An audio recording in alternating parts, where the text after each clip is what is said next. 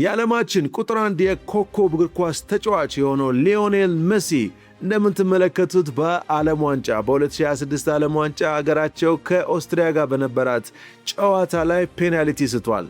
ምን ማለት ነው? በጣም ኳስ የሚያውቅ በጣም የዓለማችን ቁጥር 1 የእግር ኳስ ተጫዋች የሆነ ሰው እንዴት ፔናልቲ ይሰጣል ብለን ልንደነቅ እንችላለን።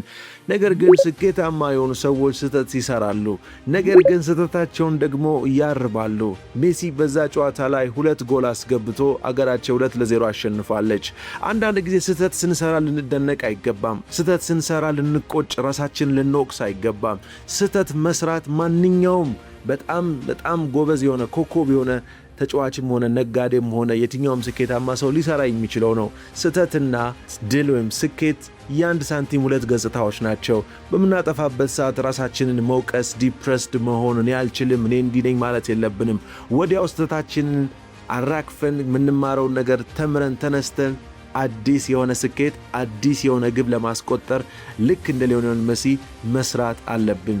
ማንም ሰው በየትኛውም ሰዓት የሚሞክር ከሆነ የሚያደርግ ከሆነ ስህተት ሊሰራ ይችላል። ስህተት የሚሰሩ ሰዎች የሚሞክሩና የሚጥሩ ሰዎች ናቸው። እንደገና ስህተታቸው ተምረው ደግሞ ድል የሚያስቆጥሩ ሰዎች ናቸው። ሁላችንም ስህተትን መፍራት የለብንም። ወደፊት መሄድ፣ ከስህተታችን መማር አለብን።